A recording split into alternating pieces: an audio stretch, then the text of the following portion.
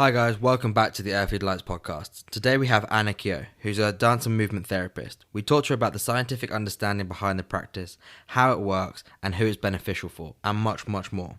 It was a real pleasure talking to Anna, and I hope you enjoy the podcast. Without further ado, here's Anna Keogh. Anna Keogh, thank you for coming on to the Earthly Delights podcast. What's the crack? How are you keeping? Good. Yeah, I'm pretty good today. I was just saying to Zeb, it's quite stormy and blustery outside. It's an October day, and I find that quite invigorating, actually. So I'm quite energized today. Yeah.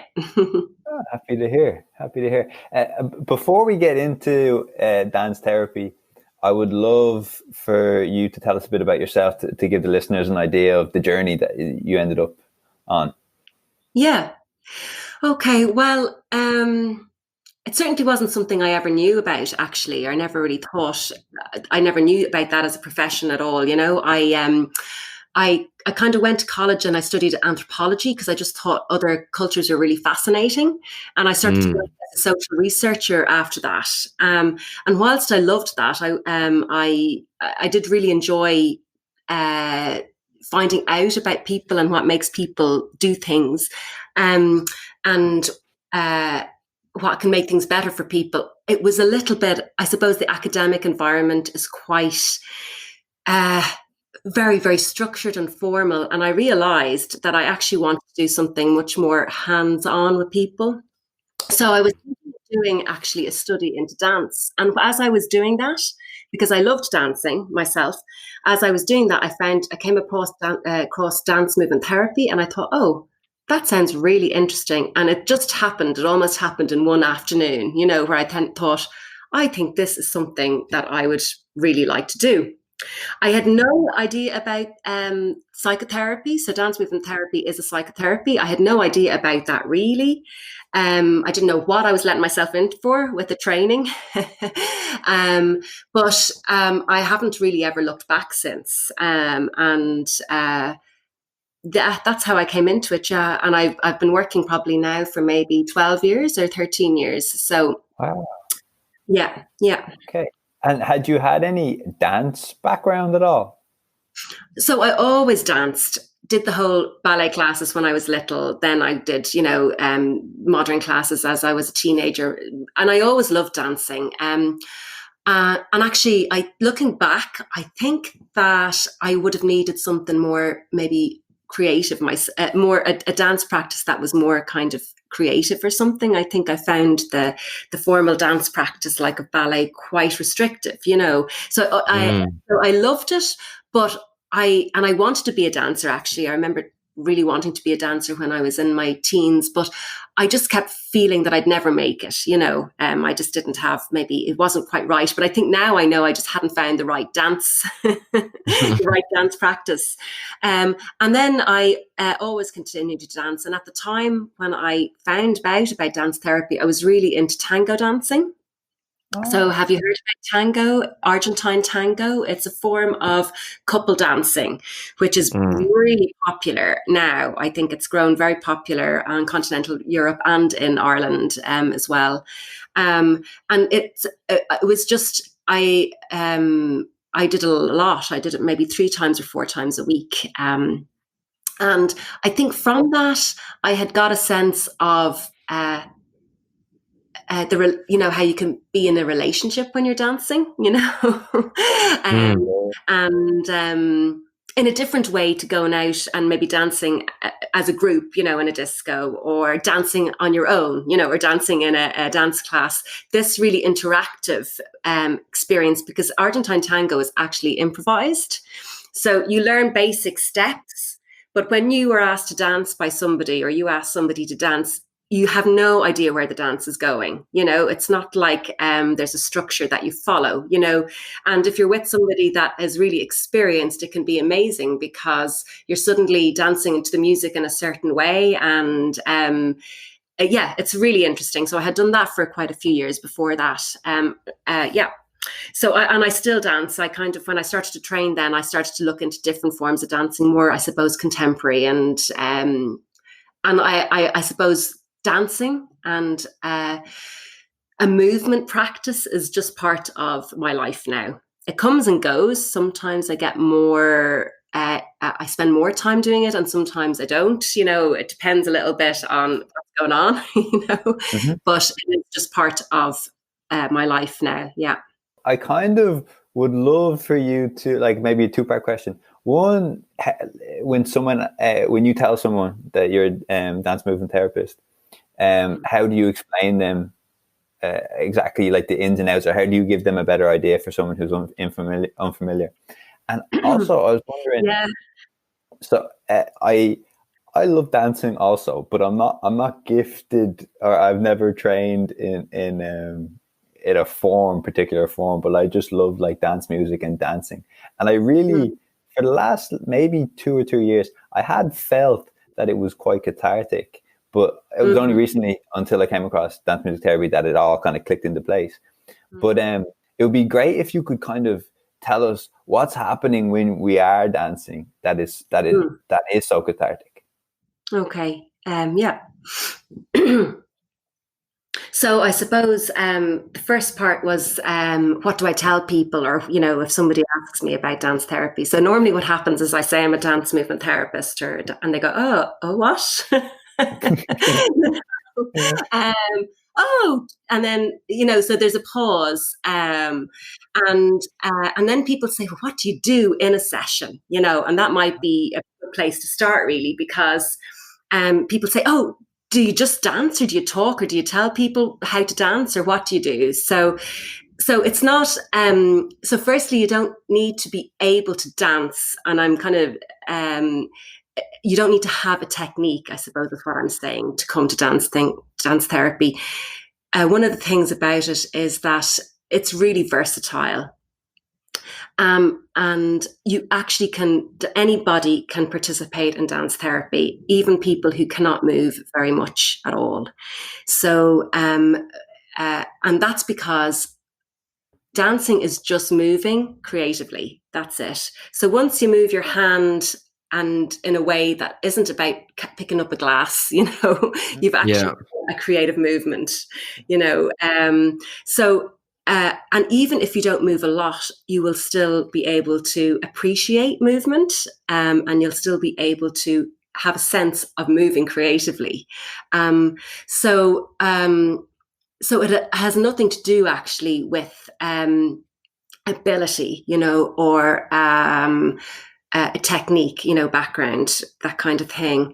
And so the session is more about letting people find a dance, find their own dance, and there's lots of ways you can do that. And if you're working with somebody on a one-to-one basis, you might start off with, well, firstly, you find out what is it that brought them to it. But then I often play different types of music, and we find out how it is to feel and move when you're listening to a certain type of music, and there are different ways of trying out different movements. So we all have movement patterns, where our family will move in a particular pattern, within our own cultural system, we'll have different ways of moving.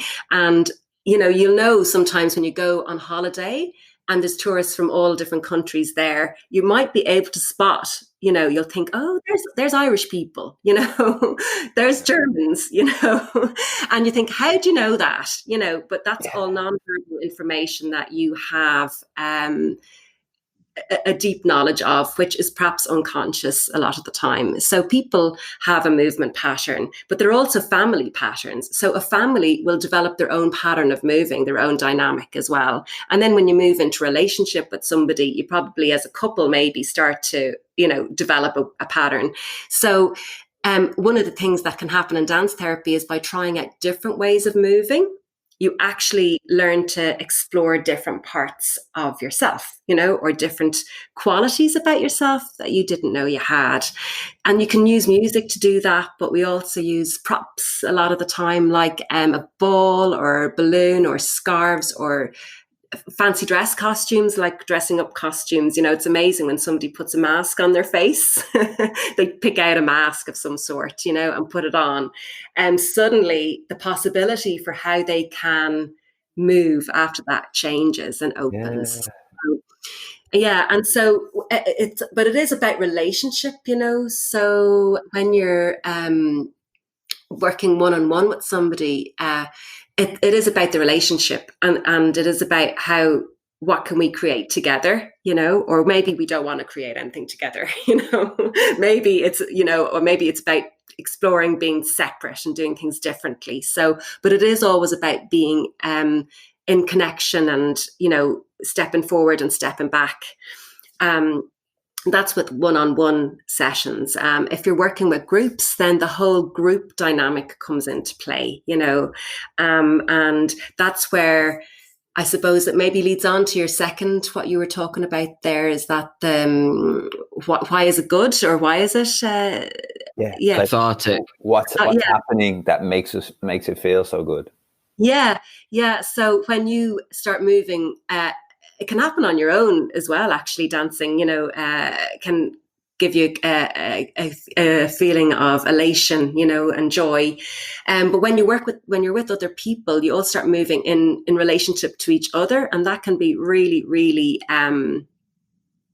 fun, and simple things like clapping, everybody clapping together, when in a sing song, everybody starts clapping together. There's something really supportive about that, or people waving their arms together, or really simple things like that, or dancing in rhythm. So it's particularly if you have music with a very strong rhythm and everybody starts moving to the beat. There's something all about that is really it feels safe, and you feel like you belong, and that is one of the kind of qualities that will come out within a group setting more often, or it's one of the main qualities that can be really nurtured within a group.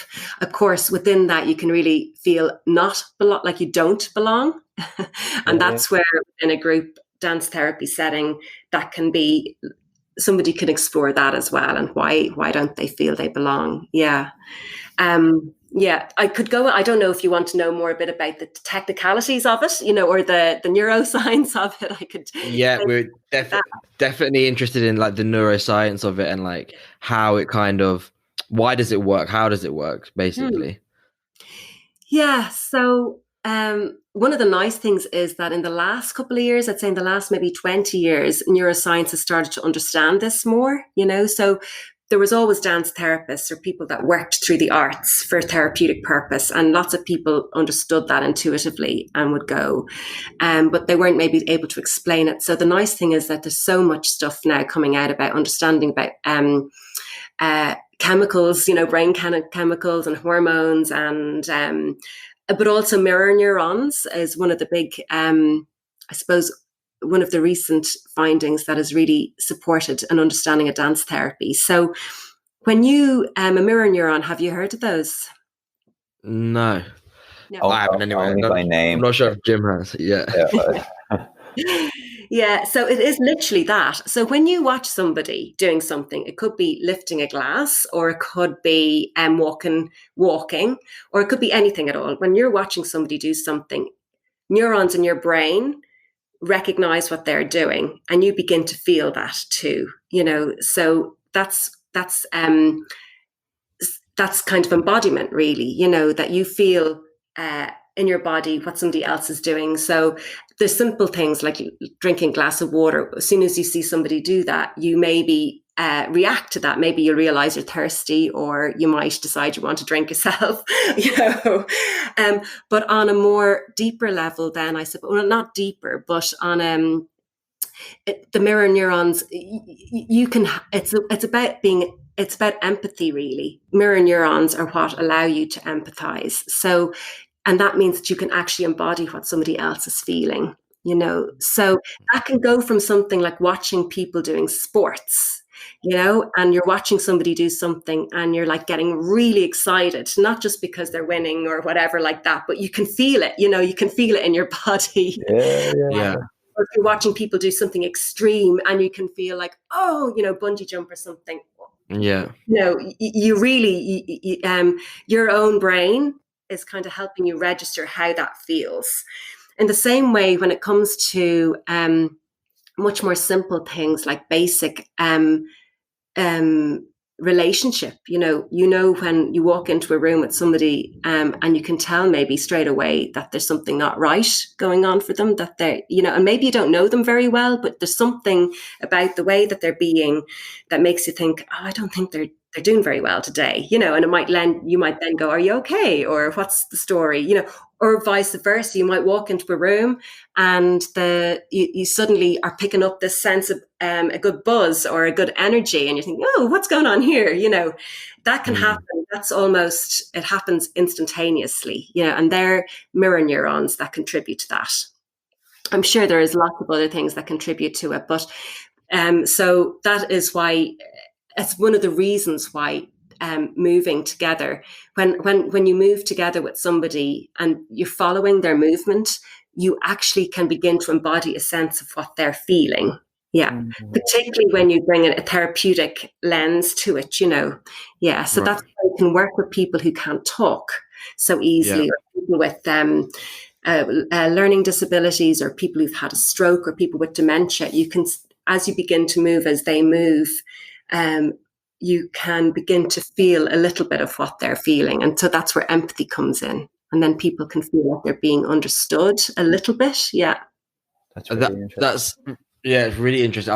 There's like a couple of questions that I've got that come off of what you've just said. The first of which is, I said before we started recording, but we've spoken to a music therapist in Dublin, Jessica Harris, and my girlfriend is a qualified drama therapist.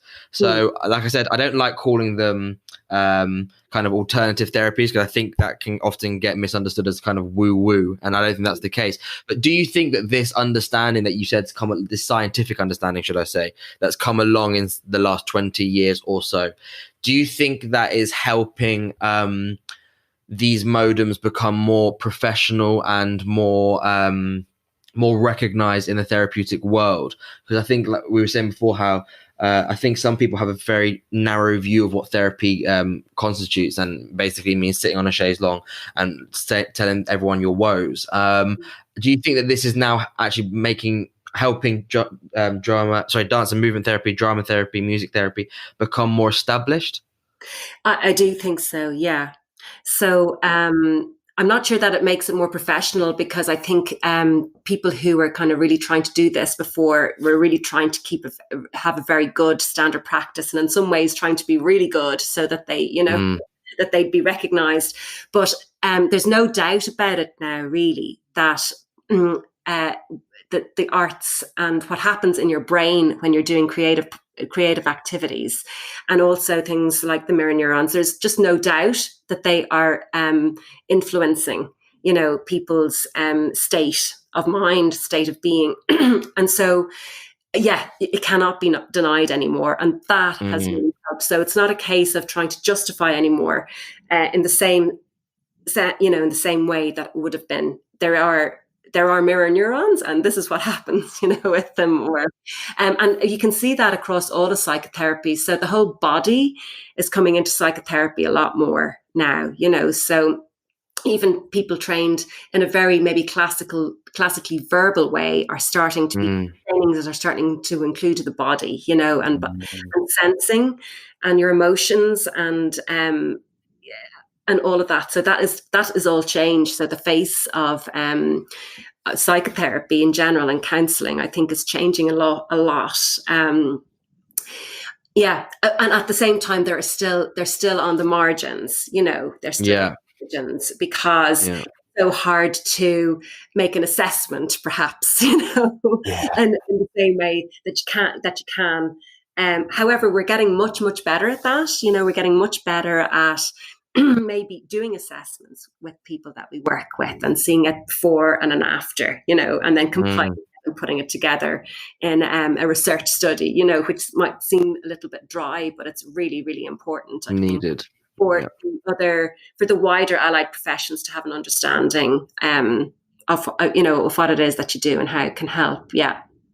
And then the other question, well, it's kind of two questions. I wanted to kind of get a look into what it would look like in a dance therapy session. So when you were talking about the mirror neurons and how basically you kind of mirror each other's movements, does that happen in an almost symbiotic relationship? What I mean by that is, like, for example, I'm not much of a dancer, but if I went to a session and the therapist expected me to move first and then for the therapist to then kind of copy my movements, I think it would be an hour of like Simon Says, keep still, basically, because I'm not sure how much movement would be going on there. So I was wondering, do you sometimes, obviously as the therapist, mirror what the person is doing, but if you can see that they may be, I don't know, need warming up, for want of a better word, do you sometimes kind of dance or move in a certain way to get them maybe to follow you and then to take the reins gradually?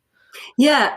I think you've made a really good point there. Yeah, it definitely isn't arrive into the session and then just do something for me, Zeb, please. Yeah.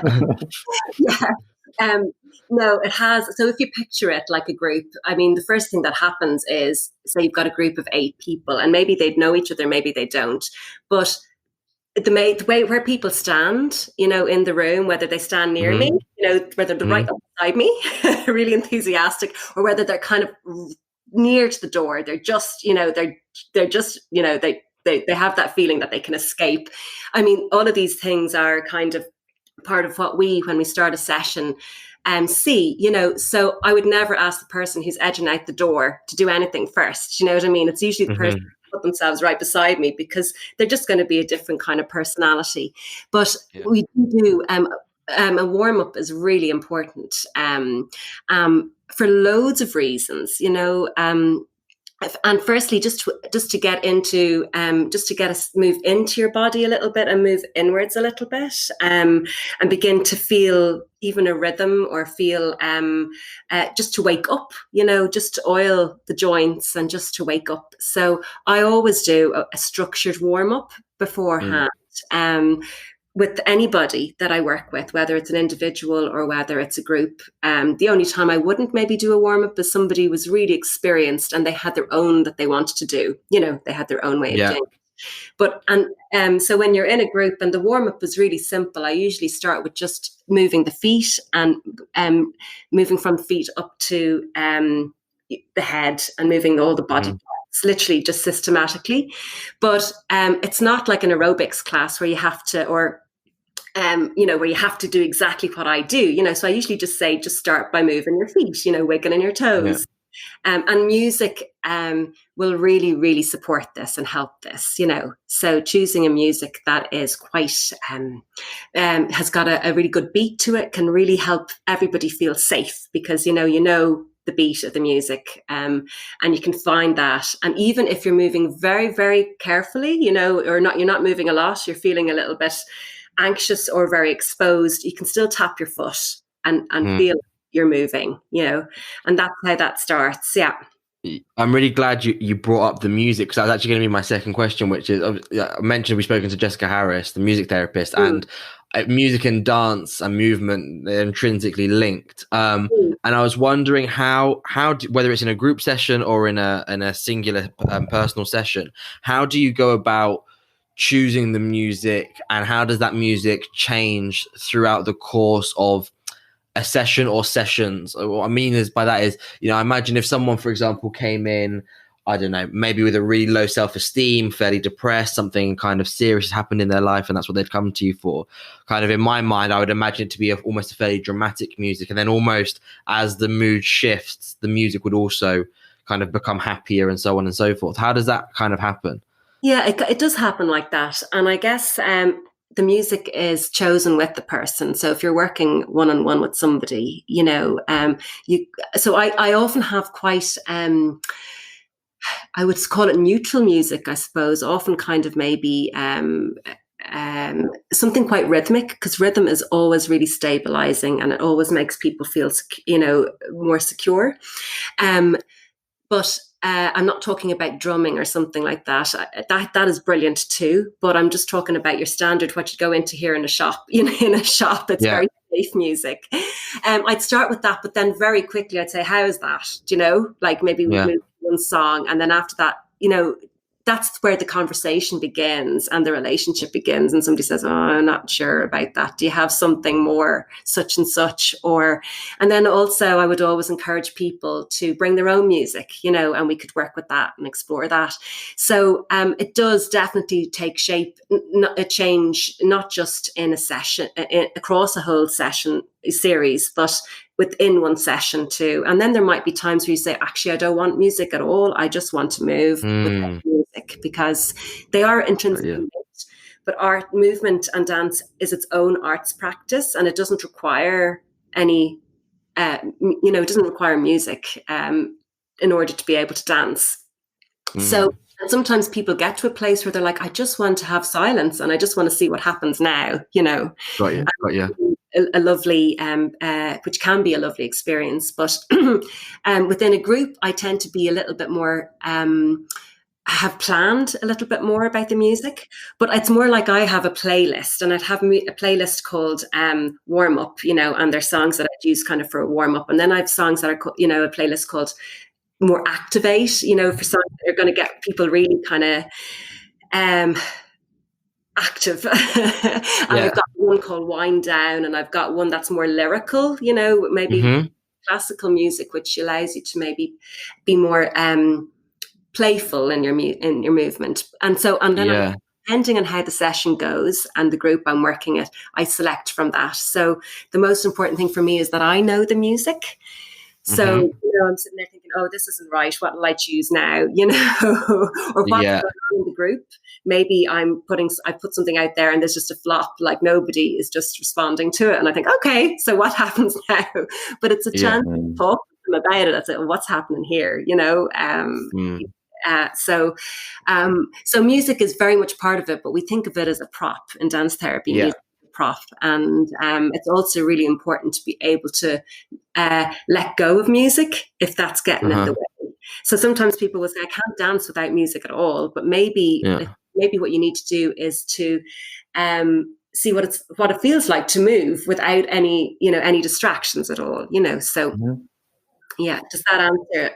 Does that? Yeah, no, it does, and it brings up sorry to keep on asking you, but like it brings up another question, because you kind of spoken briefly about like how classical music, maybe without the lyrics and stuff, maybe can allow you to be more almost manipulative, because you can go with the flow and so on and so forth. And being an anthropologist and studying different cultures, I mean, Jim and I always speak about different musics from different cultures.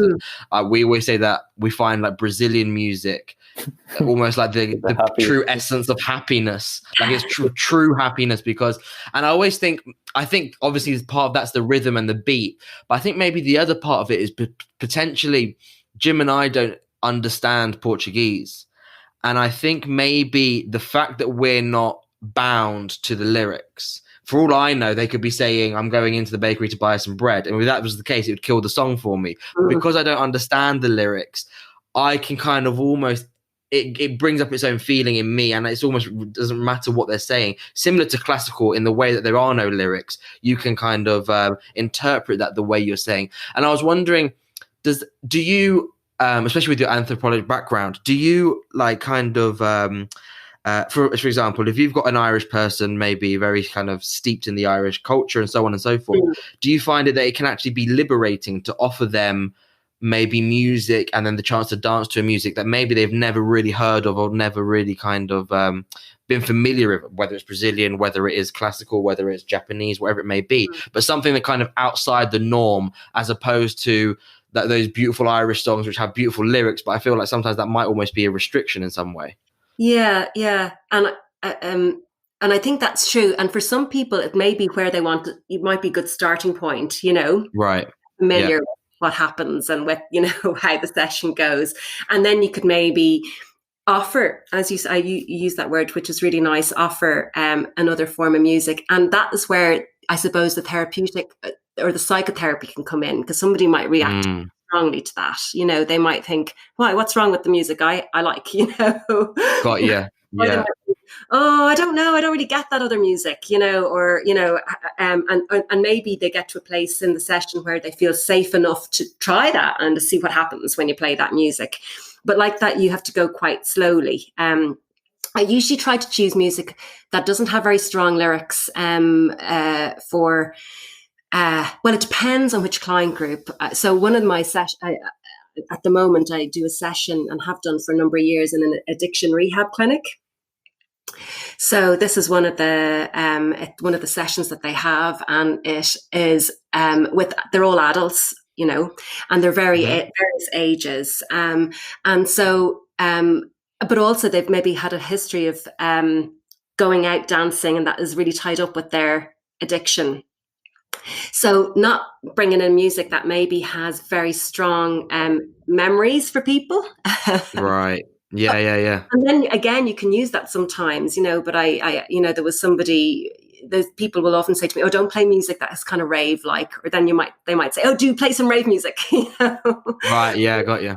About that, you know, and so I kind of try to use music that is that doesn't distract. It can be a distraction for people, you know, and they could totally, oh, remember this, remember that, you know, oh, I don't like this. This reminds me of that person I knew once, you know, it can be really distracting. Whereas in actual fact, the group is about moving together and finding a way of moving together. And so, yeah, it's definitely one of those questions that you're constantly asking yourself as a dance therapist in the session. How's this going? Is this supporting the process, or is it actually hindering it? You know, or do I have to ask the group about it, or, you know, or the person that I'm working with? Yeah. So I think world music is brilliant, but I also find it can make people feel, if you're dancing to it, it's nice if you're sitting in the car listening to music, you think, oh, I'll try this. But if you're asking people, and it's quite exposing some, you know, for people to be in a group, things that are familiar are a much better starting point, you know.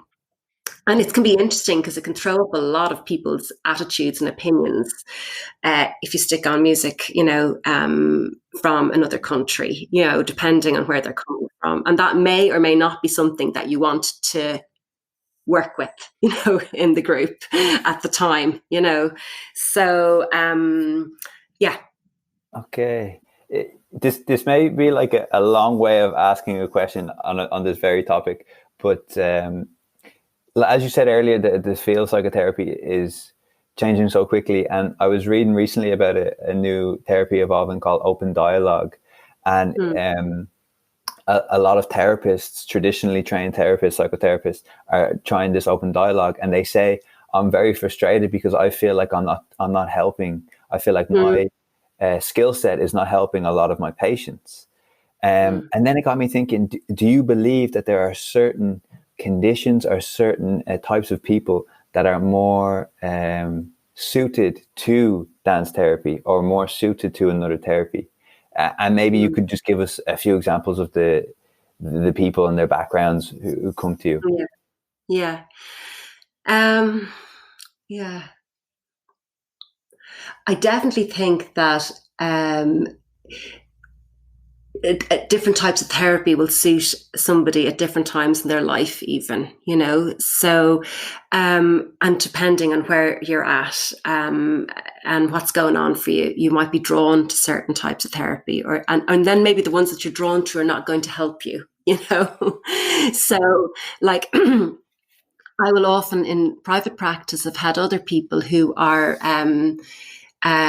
who would feel that they have done a lot of talking, you know, and they're very good at talking. In fact, they can talk themselves out of any situation or talk themselves, you know, they can kind of do things in their head and work things out in their head, but they don't feel like they have a sense of what's going on for them inside really, or they're still not getting to the bottom of something that they want to work out. And maybe something like an arts therapy is really good for that, because you're coming at it from another angle, you know. You can't, like with dance, it's an immediate thing. Once you begin to move, it's out there. You've said it in movement, you know, you're not pondering, thinking of it. And it's one of the things that people will say, I often do this thing where I ask people, each person in the group, to do a move, and then the whole group follow the move, a really simple move, you know, and I'd start it. And people say, I can't, you know, I don't know what to do, but you just start moving, you know, and then you've let go and you've started rolling, you know, with it. And maybe that feeling of being able to let go and improvise and play a little bit is what's going to really help somebody, you know. And then on the other hand, maybe people are really good at that, but they're maybe, they find that they can't actually, they're avoiding, it's in a distraction again, and they're avoiding maybe really sitting down, thinking and finding, thinking about things they really need to think about, or feel, allowing themselves to really feel a feeling that they constantly avoid. Now, I think movement can be really, really good for that as well, but absolutely, it's like almost essential to that. But I think it's about in working with the individual and for what they need, So I think most therapists have quite a lot of different trainings behind them, so you start off in one training, excuse me, and then you think, oh, I think I'd like to do a little bit more of this, so mindfulness has become something that's quite important now for people as well. I guess what I wanted to ask was maybe for people listening who are interested in or intrigued by dance movement therapy, but they're with me personally, I also like to hear of like quote unquote success stories or like a transformation that has occurred as a strong result of this particular practice. Yeah. Perhaps you could give us an example of maybe a patient that came in and I don't know, maybe they had very high anxiety levels, and maybe if they had childhood trauma, and then I'd love to know the healing journey. Exactly, the real results. Yeah. That'd be nice.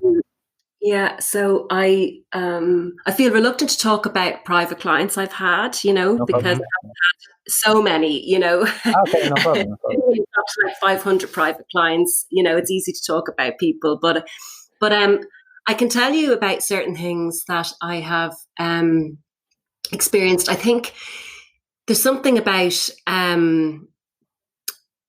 finding out that there's more to yourself than you thought there was, And this is one of those things that can be hard to quantify, but it can make a huge difference to the person in the way that they live their lives. It can affect everything that they do after that, So when you suddenly realize, wow, I never realized I was creative. Suddenly everything you do, from, going home to cook the dinner to having a conversation with somebody to what you might Google, has changed. So I find that a lot of the changes can happen in that very simple way. Another thing that I find with, for example, working in the area of addiction, I mean, shame is such a huge thing for people. Shame is both often the one of the reasons of heading into addiction, and it's also one of the things that keeps you there, and trying to, it's like a constant battle of working with shame and finding joy, which can actually happen when you start having a really good laugh with a group of people who you feel you belong with. That can be a moment, a really important moment, or suddenly discovering that you tried out something and it was okay. Actually nobody laughed, or maybe it was everybody laughed together. That you can actually fail. And I suppose within the arts, failure, it's not really something that happens. Failure leads to More learning. Off on another tangent, but that can be, that's a high achiever, for example, where they have really set expectations about themselves and what they should achieve, and maybe they feel other people in their families or within their work environment or whatever have very set expectation of them. When they discover that actually you can think about failure in a totally different way, it's like, oh, what, oh, but I that didn't work at all. But we did discover this, Yeah. Mm-hmm. That those little moments are very, very it can be life changing, absolutely, for people. Can be life changing. And there are lots and lots of studies around the effects of dance therapy with different clients, so for people suffering from depression, for people suffering with bipolar, or with other chronic conditions, or recovering from breast cancer. So I think for particular client groups, there can be very specific goals, and you can get you can get the very specific results from that as well.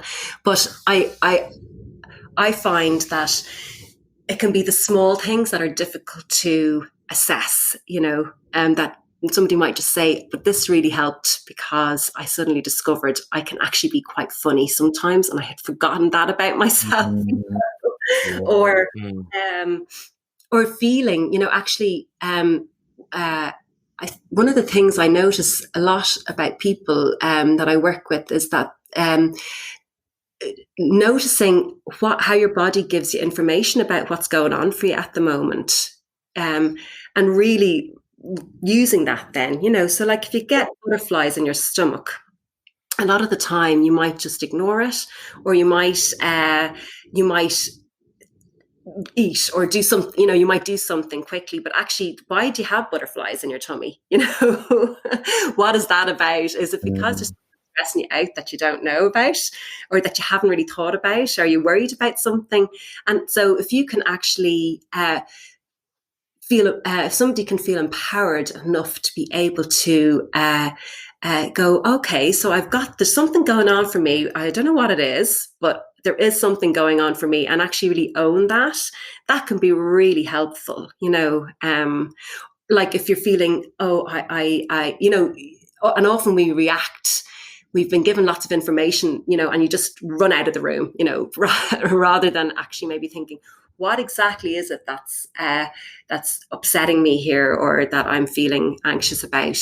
And so when you feel into your body gives you so much information, not only about what's going on, but also as you then maybe begin to breathe a bit more, aware of your breathing, your anxiety calms down. So in that moment, you can actually shift how you're feeling. So those kind of things can be really helpful for people to learn.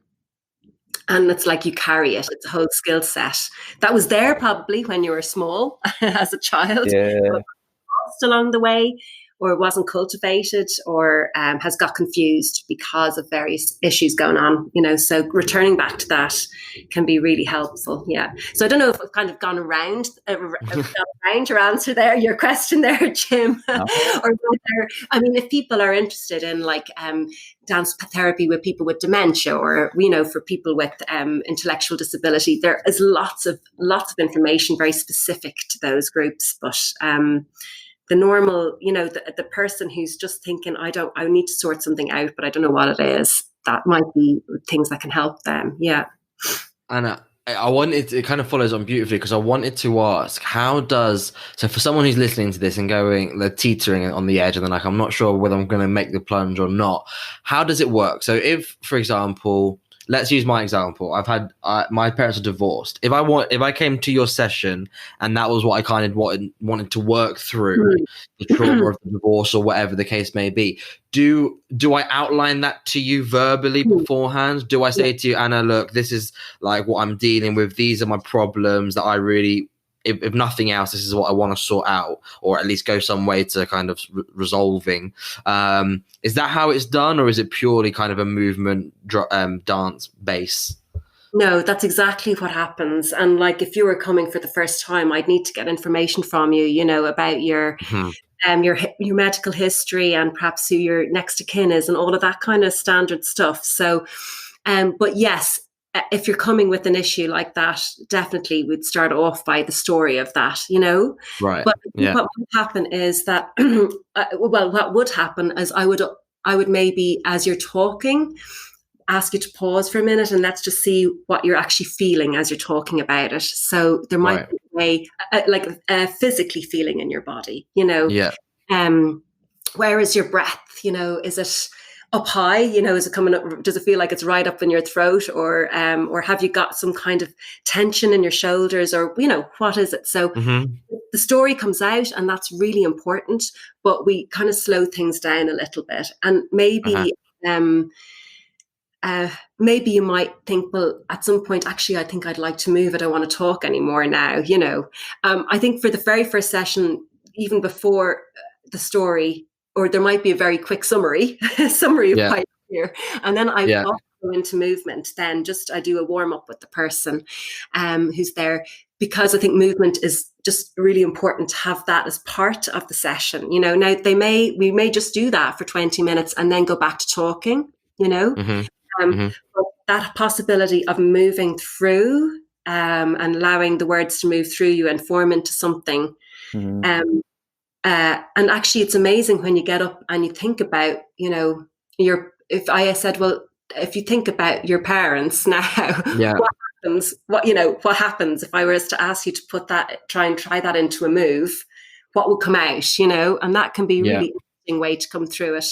But it depends on the individual, and how comfortable people are. So like safety, being really safe in the therapy session is really important. You have to feel like you're safe. A client does. There also has to be a little edge to it so that you kind of have something to push against and to work with, Yeah. Safety is like really important. And so you work that out with the person. There's some basic boundaries that happen in all therapies, obviously, but they are, you work that out with the person a little bit. Yeah. Gotcha. And how would it work? Because you've mentioned certain clientele groups that maybe are non-verbal, or at least maybe can't, through mental problems or whatever it may be, can't actually express or can't give you that outline and can't say, look, I'm coming to you with this problem. So, for example, if you had someone with dementia, with Parkinson's, or with a mental illness, how does that work? Because that feels like you're almost kind of going into it blind in some way. Yeah, but you're working with the person there and then, so if that person is there and then and you put some music on and they react to it in some way, there's already information to work with, Right. Okay. So, yeah, you don't need to be able to explain everything. Yeah.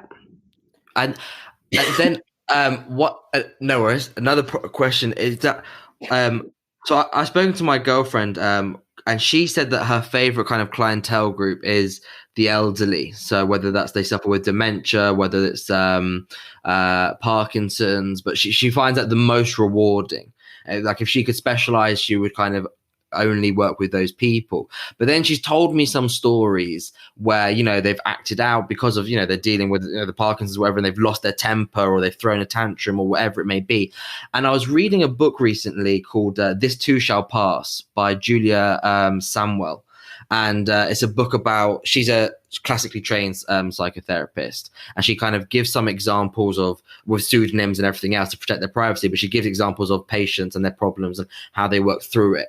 And one thing that kind of keeps on recurring in the book, and it seems so obvious now, but something I think I definitely didn't really think about, is the therapist and how they think. Because she was, Julia Samuel was talking about how sometimes her patients would come and they would tell her a problem, and she would automatically, because at the end of the day she is human, she would be annoyed at their boyfriend who's treating them badly. Or even sometimes, in this one example, she found this one guy who came in who was a patient, kind of really authoritarian, and she didn't kind of like how he spoke to her and stuff, and she had to kind of check herself, talk to her superior, and almost, because she, as a therapist, you can't allow that to affect your job.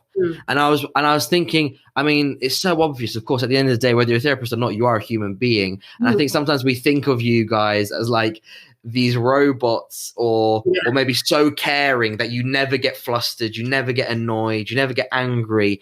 And I was wondering, how does that work? How do you kind of keep yourself in check, so to speak, if you had a patient who was maybe difficult, or if they were telling you about a problem that because you obviously you might have had some personal issues that they might kind of hark back to those. How do you kind of keep that all in check?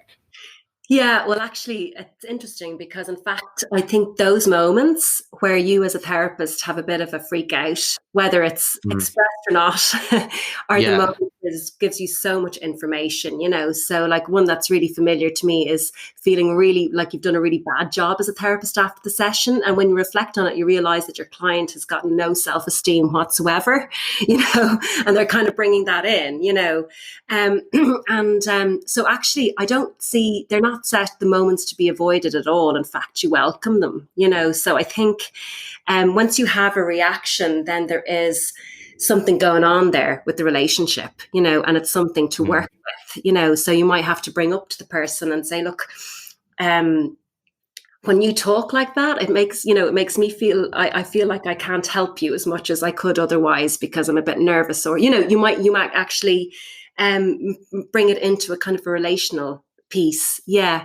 And at the same time, I think you need to well, it's really, really good practice for therapists to have their own therapy as well. Mm. You can't do that all the time, for year in, year out. But I've had periods where I've gone back into therapy, to work out something for myself or just to have the support there. Mm. And that's where you might, so maybe something happens in a session. I'm quite slow.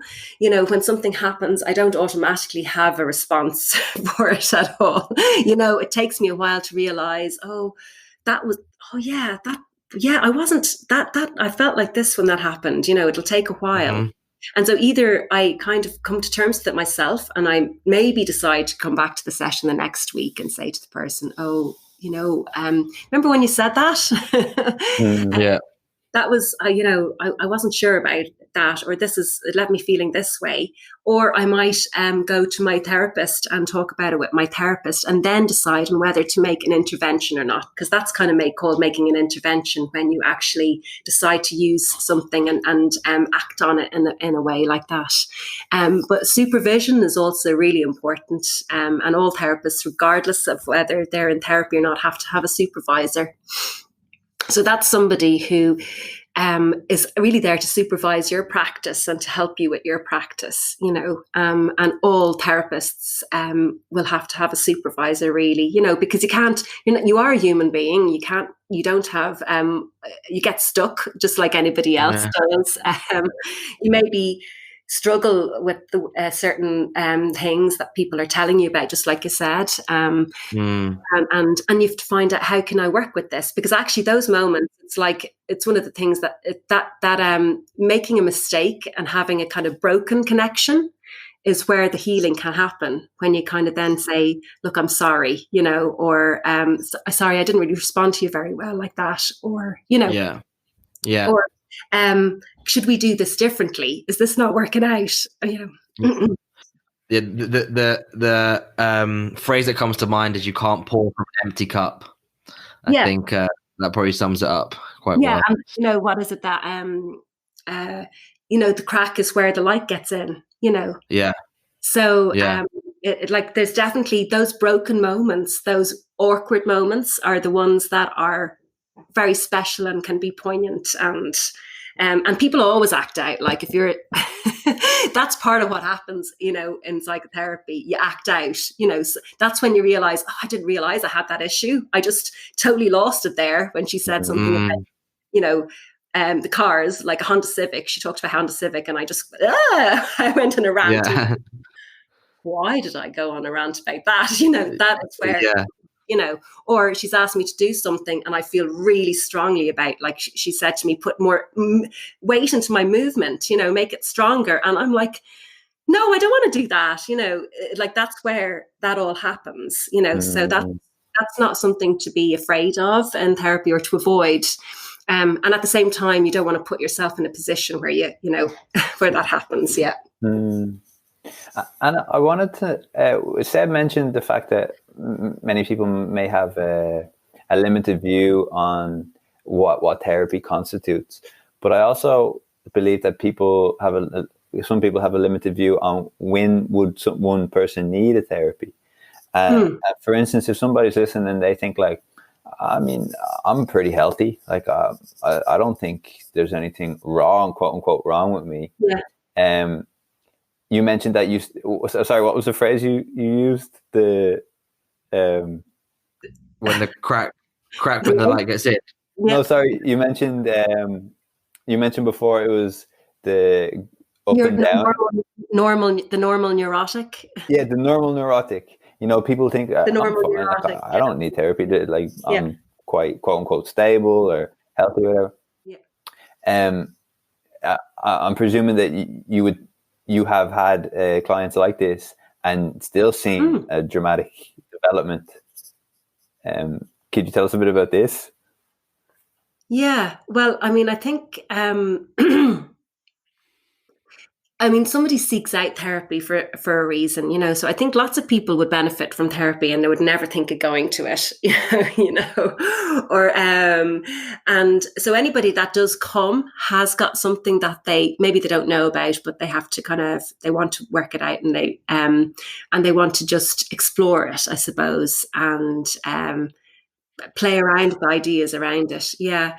So but there's lots of things, I suppose, if you're talking about personal development or raising your own consciousness about yourself, there's so many ways that you can do that, not just within therapy. But the therapy gives you a very a contained space is the kind of word we use, where you kind of can develop safety and you can allow yourself to think thoughts and even say things that you would never, ever, ever allow yourself to do otherwise, because you actually feel safe with that person, which is different to perhaps going to a group process, where you're like, which is more of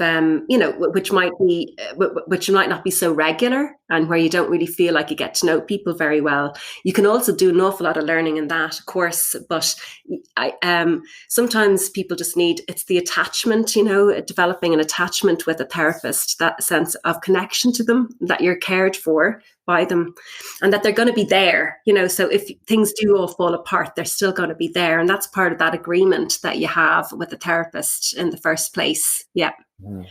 I don't know if that helps, like those kind of simple things, like agreeing that we're going to have 6 sessions, and agreeing that we're going to, it could be at this time this week, this day, on this day, this time every week.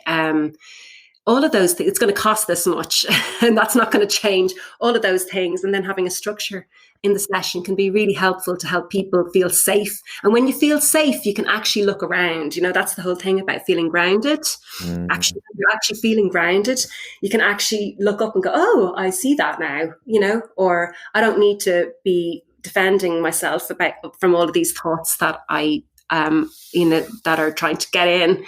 You can just allow sit and think them, or you can actually allow yourself to feel something. So it's a feeling space. Therapy is, where you actually go and you can feel things. That's why acting out is so important. You actually feel anger, you feel deep sadness or loss, and you think, what's that about, or you feel irritated or agitated, or maybe you feel happy, so you can feel in those spaces, and you have to feel safe. So I think that's what therapy can give you, maybe that a different kind of process won't into this in the same way. It might give you something very different, equally as important, but having that kind of safe space is really important. Yeah. Thanks for that, Anna. And am I right in saying that we store maybe some trauma or some repressed emotions in parts of our body, and that it is something like dance therapy that can help kind of express that, unleash, release? Yeah, well, yeah, and there's lots more information happening about that in developing and learning about that now. But that phrase, I think that the body keeps the score. We do remember things in our body. I mean, when I say remember, I'm talking about they're in the stuff of what we are, in our minds, and we're very sophisticated, so we don't bring them to our attention. But there could be something that was going on there for you a long time ago, something that happened a long time ago, which is still there, niggling at you. And moving will allow that to express itself. Yeah. We also talk, though, that the metaphor, you can just sometimes just moving, and maybe it's like the moment of catharsis. You can have a moment of real release, and you don't know what that is necessarily about, but something is healed. You don't need to talk about it then afterwards, only maybe just acknowledge that something happened. So the healing can be in the metaphor of the movement as well. Maybe a moment of feeling that you really belong with the group of people, and you've had a great moment, a great 10 minutes having great fun together, can be a lot of healing for all those moments in the playground where you felt really, really felt like you didn't know who to play with. You didn't know how to play with anybody. you know. So things can happen without necessarily verbalizing them. I think that can bring an additional element to it, and maybe important for some people in particular. But that's where working with people who don't have words is really important as well. To stay in tune with that, a lot can happen through the movement that doesn't need to be verbalized. Yeah. I just think it's so interesting because knowing this can really changes personally me, and will inevitably change so many people's opinion on how what is like a healthy response to certain issues or whatever. And so, for instance, I was just talking to my girlfriend who's Italian, and I have this theory why Italian people are so healthy or why they live so long, and it's because when they're angry, they really express the anger. You know, like you never not. Well, in my experience, you're never unclear about if an Italian person is upset or not. But compared to the Irish culture, where if someone is incredibly upset, it's just kind of like a blank face or maybe just a little bit of anger. And I just think that's so interesting, and maybe that this is causing a lot of like Irish people distress, because they have this connotation, or they have this belief that expressing anger or expressing sadness is bad, so I won't do that. But actually, when you repress that, that's causing you more harm. Yeah. And maybe not doesn't serve a situation well either. You know, maybe if they get angry about something, then it can change after that. Yeah. And there's a lot of shame around that, I think. And it's maybe acceptable to do it when you're drunk, you know, or you know, it's acceptable to hug people. I mean, not at the moment because of COVID. I know. No, you know, you might be more affectionate when you have in certain situations, you know, where in actual fact, it'd be lovely if you could kind of awaken that kind of capacity to feel an emotion and express it without in a way that, you know, it leads to some change or to completion, you know, and it feels good actually when you're able to express your anger. When you notice you're angry firstly and then you express it, it can be great relief, you know. And so like I remember excuse me, sorry, I remember in my dance therapy training, anger, I didn't know what it was. I was never angry. What would I be angry about? You know, this is what it was. And I remember being really pushed by my trainers around, so where does anger feel when you have it? I don't know. I really didn't know. I had no sense of what anger felt like in my body at all. And I think this is from being a really good girl, you know, trying to be a really good girl who wants to help everybody. And why would I be angry? And over the years, as a, you know, through my training and after that, working with anger has something that has grown, you know what I mean? So I think I definitely recognize my anger now immediately, you know, and I recognize, and I think, okay, I'm going to have to do something about this because I'm pretty angry about it. But I don't necessarily, I think I've learned not to maybe react straight away, you know, so but I can still maybe do something about that anger. Yeah. So definitely that's the point you made about different cultural approaches to, emotional states is so different, according to culture. And within Ireland, I find that a lot, you know.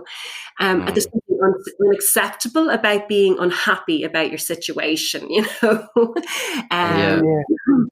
You know, I think like the best is, I personally, to try to be like a bit of a magpie with cultures and to try and like steal the best bits, because Jim knows, like, I'm Italian and now Jim's moved over to Italy, and I think we're both guilty on either side. So Jim, I think, is sometimes guilty of romanticizing the Italian culture, whereas I can see the bad sides of it. And I, on the flip side, am very guilty of romanticizing the Irish culture and everything that's Irish. And Jim will go, yeah, but when you live here, boom, boom, boom, this is the problems. And it takes like that, almost that insider knowledge to know what could look from the outside as a positive. So Jim's saying there about how we express our anger as an Italian. I can say the negative is we express it too much, and sometimes it's not needed. Do you know what I mean? Sometimes we're arguing over the silliest of things, and you would just, in another culture, the quote unquote stiff upper lip could be put to use a bit more in Italy. And I think, like, if we can, it's hard to, obviously, because it takes a certain knowledge of different cultures, but if we can kind of steal the best bits from different cultures, then almost you kind of have like the superhuman, you know, because you don't get the negatives, because you kind of like, I don't want that negative part of the Irish culture. I'll just take the best bits, and then I'll look to other cultures and take from there. You know, I think that would be like the ultimate aim, if possible. Yeah, something, you know, the way you are, and what you is something that you learn when you're very young. I mean, very young. You're talking even pre-verbally before you can talk. Yeah.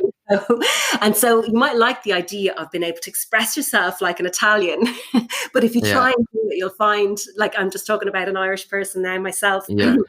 You might find that it seems completely foreign and difficult, and you just don't know how to get there. And that's where you need to do some kind of, you might think, I'd love to be able to express my anger better, and, you know, in a healthy way. But you kind of need to find in your body how that happens, and how you do that, you know, and that's where maybe dance therapy can really help with that, you know, because you're doing it, you're not coming straight down really hard. Learn how to be angry, you know, it's coming out maybe in a rhythm that you found, you know, like you might stick on some music that has really rhythmic, and then you're thinking, oh, I can find it, I can feel it, you know, like so, because the way we move comes from, I mean, that's why movement is pre-verbal, you know, it's even precognitive. It was there like 30,000 years ago. Cavemen were dancing, you know, where they were able to communicate with each other in a sophisticated way. But it's very, very early that we learn that. So sometimes we need to give ourselves space to explore that a little bit, you know. So, like, my mother was German. And I definitely have a lot of movement qualities that are, you know, that I learned from her from a very, very early age, you know, and that people will still say to me, even though I've always lived in Ireland, they'll say, oh, I thought there was some kind of, you were or, you know, there was something like that. Now, I know I have blonde hair, but it's more to do with a way of being, you know, and that's something in some ways you don't have control over until you become aware of it, perhaps, and then you can use it to develop, you know, and but, you know, it's only when you go abroad sometimes that you realize how ingrained you are in your own way of doing things, you know, your own pattern, you know, talking to people. I know I studied in the UK, and I go into my placement, which was in a school, and I just say to people, hi, how are you? You know, and they'd often go, that's a bit invasive. The same way that Irish people do, you know. And in Ireland, you tell people great stories about everything, about even intimate story time, you know, about your families or somebody you knew. You go into lots of detail, and that just doesn't happen in other cultures, you know. It's in a very different way. So it's really interesting to really to think about that. It can be good fun, you know. It can be good fun to think about that and to try it out. Jim and I have definitely spent hours and hours talking about all different about the different cultures and how we express ourselves differently. With that in mind, you've spoken about like the anger and so on. We always kind of finish up asking how people keep on top of their mental health and how they keep their emotions and everything else in check and manageable. So I was wondering what are your little tips and tricks? What is it that you do on a day-to-day or weekly or monthly basis, whatever it may be, that helps you kind of keep in check and keep ready as well for your clients? Well, I'm kind of interested in the word that you're using there, in check, Zeb, you know, like as if it's something that has to be kept in or something like that. Probably, I don't think about it in that way. If anything, I think it's about letting it out. Okay, no, it's interesting, and so I'm always allowing it to be releasing, you know. So when I notice that I've gotten really wound up at dinner time, you know, making dinner and getting, you know, that I kind of just go, okay, you know, I'm really wound up, and then just go, okay, it's okay, I'm going to come down now. So I think it's about, that's the way I maybe, I have learned for myself to just constantly allow things to keep ticking over, I suppose, rather than try to keep things in, you know, or keep things managed. Got you. Try to manage what we're, you know, how we are, how we feel, then we get into really tricky territory about what we should be feeling when and why, and so so I do try and give enough space to myself to feel what I'm feeling, and then allow it to kind of express itself. Mm-hmm. And that can be very quiet. Like, it doesn't necessarily need to mean that I explode or anything like that, but it's just staying on tune, trying to stay in tune, I suppose, with what's going on with me all the time. And I also think like I really set limits on myself around what I expect of myself, so I don't have a lot of private clients. I don't have any private clients at the moment, I should say, because I've got a small child, who's 2, and other kids, and I need to just make sure that I feel that I am there for them. Otherwise I start feeling guilty about not being there for them, or I'm cutting down. It's just about prioritizing and thinking, what am I going to do? Set limits for myself around when I need space and how much I can take on.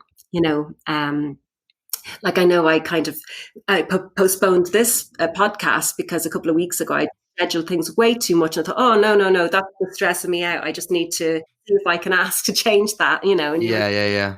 Like doing that. But I think that's how, trying to stay in tune with my own levels of what's going on with myself, whether I'm feeling exhausted, and then following through on that, or whether I need to spend time with people that I enjoy, the company I enjoy, or whether I need to eat something really tasty. So that's kind of how I move with it, I should say, move with the changing landscape of what goes on in inside, in my head and in my body. Yeah. So beautiful. I'm really happy I love that answer. Yeah. Yeah, because it's really courageous, because I was even talking to my friend recently, Rachel, who we recorded a podcast with, and it's almost like now I take it as a badge of honor if I don't have plans for the weekend, or if I don't have a particularly busy week, because I think in our culture, like generally in the West, it's like, why aren't you busy? Busy's good. Business, it means you're productive. It means you're contributing, et cetera, et cetera. But there is a lot of diminishing returns where you're just doing things and you're not representing yourself. You're not there's just a cap, like you said, like a thing where it's like, oh, I can't contribute how I would like to contribute if I have to do all these things. So I understand that for many people it's a luxury maybe to be able to say, oh, I have to do this, I don't have the option. But I also think a lot of people would benefit from taking your approach, saying, hey, I need my time. My time is very important. And it can't be monetized, it can't, like this overtime that a lot of people are asked to do and stuff. You can't really put a price on this kind of well-being that you feel when you take the time for yourself. Yeah. And sometimes doing things like something creative is seen as a luxury, or maybe taking time out just to sit down with your cup of tea, and not else, it's almost, you've got time for that, when actually I think it's about it's your life, you are the person that is living in your body and living out your life. And so it's, if you can really get hold of that, then you can think, well, actually, I would like that now. Not even I need it, but I would like that now.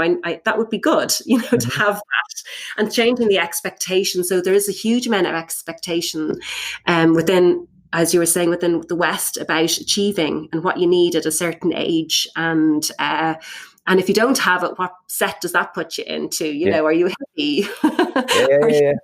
Or you're just not somebody that is interested in success. You've no ambition. And I'm laughing, but actually those things can be really serious, because what happens is you make decisions that are totally unhelpful for you in your life. So you go and you train or you study in something that actually isn't the right thing at all for you, and I mean, so many of people I know are doing different things to what they did when they first when they left school. They've kind of come to a totally different place and realize, actually, I should have done that. Do you know what I mean? And so a little bit of time, it's the small things, actually this time with my 2-year-old, I won't ever get it back, I won't ever get it back. And I do feel a pull.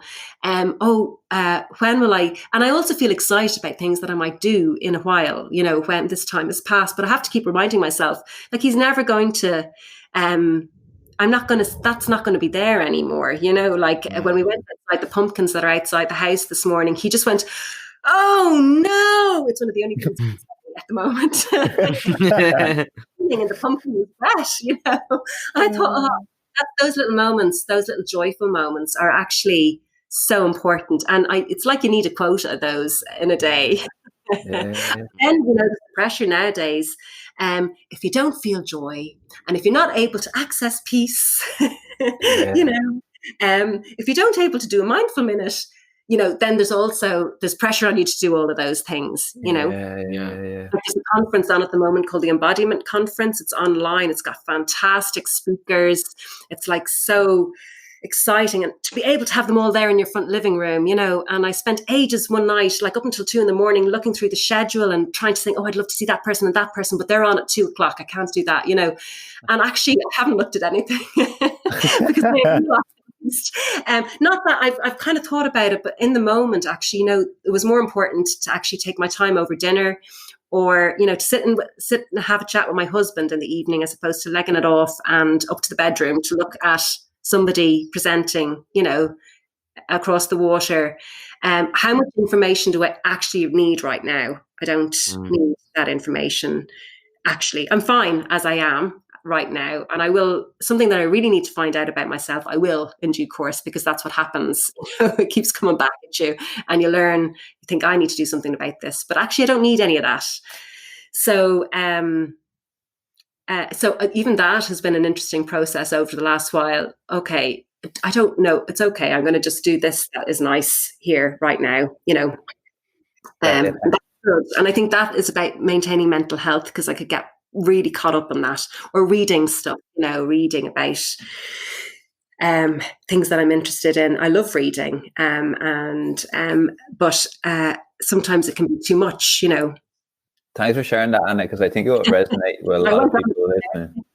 Yeah, I just wanted to quote a former guest onto the podcast who says that, when you come to the end of your life, it's very rare that people say, I spent too much time with my son, or I spent too much time with my cousins and, my dad. And very often it's the flip. It's, I spent too much time working, really, or I spent too much time doing this. Yeah.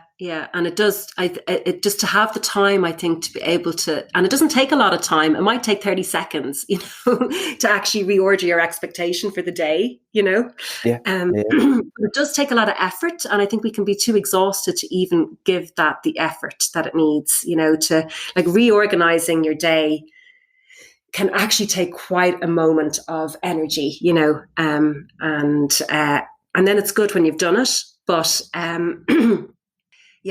definitely, I want to get to the end of my life and think, I'm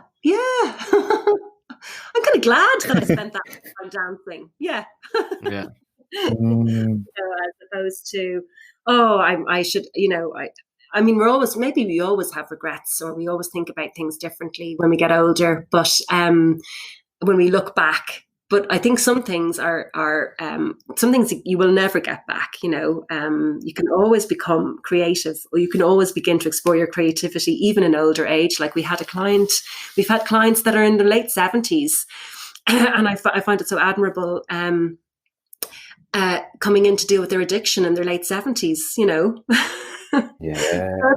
because they still feel they have a hope, and that there is hope there, and that they may still change the way their life is. And if that's something very meaningful, I think. Yeah. Sure. I mean, it's been a beautiful conversation, and we've really, really, really enjoyed it. And I'm glad you rescheduled, because I feel like we got the best of you. So that was probably I would have been a bit like. So that is I am already exactly. It was a good call on your part. So, but for anyone listening who wants to, who's maybe has been turned on to this and is now interested in dance and movement therapy, where can they find you? Any social media, any websites? Where can they find some more information? Yeah, so I do have a website which is called Moving the Moment. So it's just Moving the Moment I think it is. But also the Irish Association of Creative Arts Therapies, IACAT, have a great website. And in Ireland, all of the arts therapists, whether it's drama, music, dance or art, are on that website. And it's brilliant also because it gives you a really good insight into all of the different modalities. And yeah, it's a great starting point. Great stuff. There's also journals, if you're more interested in things, more academic kind of stuff. There's, I'm an editorial assistant for a journal called Body, Movement and Dance and Psychotherapy. So I've worked on that for 12 years and it's been brilliant. And there's arts and psychotherapy. So there's if you're, more inclined to read your way into, into finding a therapist, then that's the way to go maybe. Is that the information? I'm very bad at Facebook. Yeah. One of the things I've deprioritized in my life, my social media. I really I just can't stay on top of it. So I've got if you go onto my Facebook page, you'll find that there's been no posts for the last, although I might have a post now and I can put the podcast on. Yeah, we'll put all the links in the show notes. I think the ICAT one, I think Jessica Harris also, she mentioned that one. So that will definitely be in the show notes. They'll all be there, guys. So anyone who's listening who wants to find out any information, you can find all the links in the show notes. I just thought of something. There's the American Dance Therapy Association also have lots of YouTube videos and stuff like that. So that can be a really nice way in to either hear something more about it or see some practice happening, Fantastic. ICAT is working its way towards that. It's got a great journal called Polyphony. But so I think actually it's one of the areas where you can find a lot of stuff if you're interested, great online. stuff. Yeah. Great stuff. We'll definitely put that in the show notes as well. So anyone who wants to see what it's all about, they can click on YouTube and find all the videos there. I just want to take the opportunity again, Anna, to thank you for your time. It's been really good and I've really enjoyed the conversation. Yeah, me too. It's been lovely to talk to Jim and Zeb. I was so happy to, and I realised we're just two guys. Yeah, that's all we are. Nothing special, just two guys. Beautiful stuff. Beautiful stuff. Well, we'll hope that everything goes well, and hopefully we'll maybe even talk to you in the future if there's some more developments in the dance and movement therapy world. We'd love to have you back on for sure. Hi guys, thank you for listening to the podcast. Please don't forget to subscribe and leave a 5-star review if you haven't already. Every review helps us climb the podcast charts so that even more of you can listen to our amazing guests. We really appreciate the support. Remember to tune in next week, but until then, keep safe and have a good one.